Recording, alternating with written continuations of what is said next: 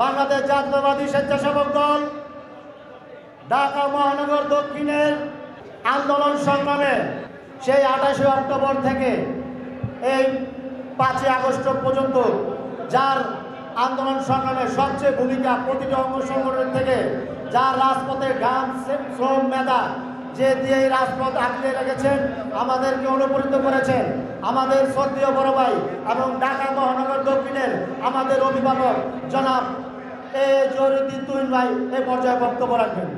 প্রিয় অভিভাবক দেশনেত্রী বেগম খালেদা জিয়া সুস্থ হয়ে যেন আমাদের মধ্যে ফিরে আসতে পারেন, আমরা আপন চিত্তে আল্লাহ পাকের কাছে দোয়া করব। আমাদের সকলের আগামী দিনের অভিভাবক, বর্তমান অভিভাবক, যে মানুষটি দীর্ঘদিন অত্যন্ত শক্তভাবে কঠোরভাবে এবং সফলতার সাথে এই দলকে ঐক্যবদ্ধ রেখেছেন, জনপ্রিয় জননেতা দেশনায়ক জনাব তারেক রহমান যেন অতি দ্রুত সকল মামলার ঝামেলা শেষ করে আমাদের কাছে ফিরে আসতে পারে। এই 2 মানুষের জন্য আমরা সকলেই দোয়া করব। মহানগর দক্ষিণ বিএনপির অন্যতম যুগ্ম আহ্বায়ক, ঢাকা 4 আসনের মাটির মানুষের নেতা, আন্দোলন সংগ্রামের বিরোচিত মুখ এবং আগামী ঢাকা 4 আসনের ভবিষ্যৎ কাণ্ডারী আমার শ্রদ্ধেয় বড় ভাই জনাব আনম সাইফুল ইসলাম। আমরা এই জায়গায় যে একসাথে উপস্থিতি হতে পেরেছি এইভাবে প্রকাশ্যে, এটা গত বছর আমাদের জন্য স্বপ্ন ছিল, আজকে আমাদের স্বপ্ন বাস্তবতা রূপ নিয়েছে।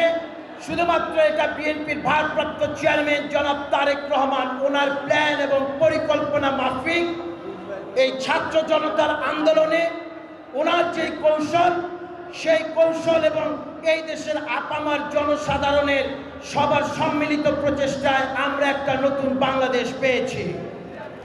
এই নতুন বাংলাদেশকে টিকিয়ে রাখার দায়িত্ব আমাদের এবং এই জায়গায় যারা সংগ্রামী নেতা আছে ওনাদের কাছে শুধু আমরা একটাই আকুতি, সেটা হচ্ছে রাজপথের ত্যাগী নেতারা যেন মূল্যায়িত হয় এবং ত্যাগী নেতাদের মূল্যায়নের মাধ্যমে বিএনপিকে আমরা একটা শক্তিশালী বাংলাদেশ জাতীয়তাবাদী দল বিএনপিতে দেখতে চাই। ইনশাল্লাহ নির্বাচন হবে। আমরা যে সারা বাংলাদেশের প্রতিটি পাড়া মহল্লা ইউনিট কেন্দ্র ভিত্তিক এলাকা আমরা জনগণের কাছে পৌঁছে গিয়েছি। আগামী নির্বাচনে এটা আমরা সফল রেজাল্ট পাবো ইনশাল্লাহ। যদি তারেক রহমান নির্দেশ না দিতেন তাহলে বৈষম্য আন্দোলনের সরকার পতন হতো না। আজকে একটি গোষ্ঠী দাবি করে যে তারা নাকি এই স্বৈরাচারী সরকারকে পতন করেছে, একটি দল তারা এককভাবে দাবি করে তারা এই স্বৈরাচারী শেখ হাসিনাকে নাকি পতন করেছে। তারেক রহমান যদি সেদিন নির্দেশ না দিত তাহলে ঢাকার পূর্বাঞ্চল, কারণ আমাদেরকে ব্যক্তিগতভাবেও নির্দেশ দিয়েছে, ভুল করেছে, এই অঞ্চলের মানুষ রাস্তায় নামার জন্য, রাজপথে নামার জন্য দখলি এলাকার মানুষ রাস্তায় নেমেছে এই স্বৈরাচারী প্রশাসনের বিরুদ্ধে যুদ্ধ লড়াই করে 1 শতাধিক বিএনপি নেতা কর্মী মৃত্যুবরণ করেছে।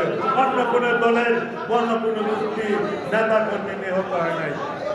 আতিনা ফিদ দুনিয়া হাসনাতা ওয়া ফিল আখিরাতি হাসনাতা ওয়া কিনা আযাবান নার ওয়া কিনা আযাবান মউত ওয়া কিনা আযাবান কবর ওয়া কিনা আযাবান হাসর। রব্বুল আলামিন পাক পরওয়ারদিগার নবী করিম সাল্লাল্লাহু আলাইহি ওয়াসাল্লাম ওনার রওজা মোবারকে আমাদের সালাম পৌঁছাইয়া দেন। আসসালাতু ওয়াসসালামু আলাইকা ইয়া নবী আল্লাহ, আসসালাতু ওয়াসসালামু আলাইকা ইয়া হাবিব আল্লাহ, আসসালাতু ওয়াসসালামু আলাইকা ইয়া খাতমান নবিয়্যিন। আয় রব্বুল আলামিন পাক পরওয়ারদিগার আদম হাওয়া থেকে এই পর্যন্ত যত মুসলিম নরনারী ইন্তেকাল ফরমাইয়াছেন আপনি সবার রূহ এবং আত্মার মাগফিরাত কামনা করেন। নবী সাল্লাল্লাহু আলাইহি ওয়াসাল্লাম ওনার আওলাদ যত সাহাবা করিম, আমাদের দাদা দাদি নানা নানি যারা ইন্তেকাল ফরমাইয়াছেন সবার রূহ এবং আত্মার মাগফিরাত কামনা করি।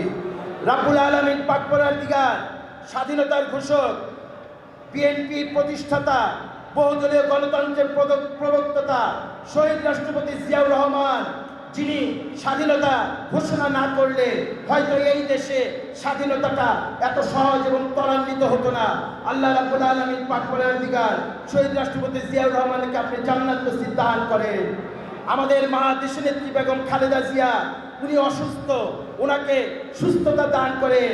উনি যেন এই দেশবাসী, এই জনগণে আমাদের মাঝে এসে আবার এই দেশবাসীর সেবা করতে পারেন পূর্বের ন্যায়। রাব্বুল আলামিন পাক পরওয়ারদিগার শহীদ রাষ্ট্রপতি জিয়াউর রহমানের সুযোগ্য সন্তান, দেশনেত্রী বেগম খালেদা জিয়ার সুযোগ্য সন্তান, বিএনপির ভারপ্রাপ্ত চেয়ারম্যান জনাব তারেক রহমান, উনি যে 31 দফার স্বপ্ন দেখেন, উনি স্বপ্ন দেখেন একটি স্বনির্ভর সুন্দর বাংলাদেশের। রাব্বুল আলামিন পাক পরওয়ারদিগার আল্লাহ আপনি আমাদের ভারপ্রাপ্ত চেয়ারম্যান জনাব তারেক রহমানের সেই স্বপ্ন পূরণ করে দেন।